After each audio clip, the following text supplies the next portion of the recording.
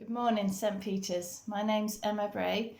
I'm married to David, the Associate Minister, and I'm an RS teacher and a mum. And Dave has asked me to share one of my favourite Bible passages, and that is from Psalm 18, verses 1 and 2.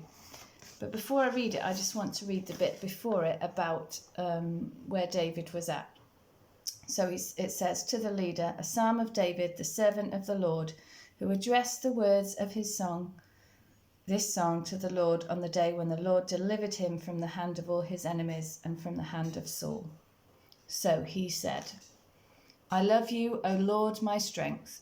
The Lord is my rock, my fortress and my deliverer, my God, my rock in whom I take refuge, my shield and the horn of my salvation, my stronghold." So I imagine David in a cave, feeling safe because God has delivered him. And I think actually there are times in my life where I've just been really encouraged by knowing that God is my strength, my rock, my refuge. So he says, first of all, my strength. God is our strength. This encourages me because it shows me we don't have to be strong for God. He is the one who enables us to be strong. And this reminds me of another passage from 2 Corinthians that I just want to share from St. Paul. And he says, "My grace is sufficient for you, for power is made perfect in weakness. So I will boast all the more gladly of my weaknesses, so that the power of Christ may dwell in me. Therefore I am content with weaknesses, insults, hardships, persecutions and calamities for the sake of Christ. For whenever I am weak, then I am strong." And it just shows us that actually it's God at work in us that enables us to be strong. And we're reminded again of that this weekend. We've just celebrated Pentecost. God, the Holy Spirit, coming to earth to empower the disciples to spread his message. God empowers us. God is our strength. And he also says God is our rock. He is the firm foundation on which we can depend. I expect you all remember the famous parable, the wise men built his house upon the rock. And Jesus is using the same language to show us that he is our rock. He is the firm foundation, not the flimsy sand.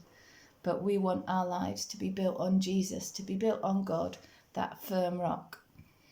I know of a time in my life when it felt like what I depended on most was taken away. It felt like the rug had been pulled from beneath me. And so it meant that I turned to God as my rock, the foundation on which I built my life. And I remember praying one night, "It's you and me against the world, God." And so no hardship anymore is too great. No challenge, and there's been challenges since, are too great because God is my rock. And it reminds me of one of my favourite worship songs from that time that we had played at our wedding. It's just so special to me. And I encourage you to look it up, Jesus, Hope of the Nations, on YouTube. And some of the words I just think can speak into our situation right now. Jesus, Hope of the Nations.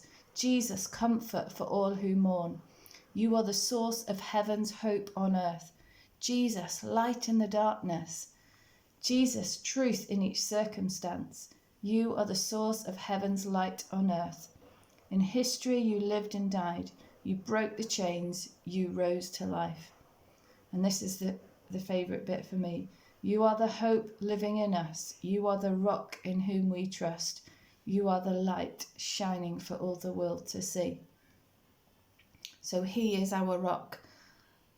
And then it goes on to say he is our fortress and our refuge. He is our safe place. Whatever's going on around us at the moment, he is our fortress. And I imagine a strong castle with impenetrable defences, and that's what God is like for us. We can seek refuge in him. He is that safe place, that place of unconditional love and acceptance and of blessing.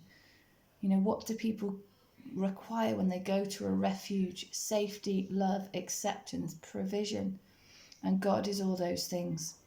So my encouragement to you today is to echo the words of David. He is our strength. He enables us to cope. He is our rock. He will not abandon us. He is our fortress. He is our safe place in whatever battles we face. And he is our refuge, our source of love and provider of every need. Amen.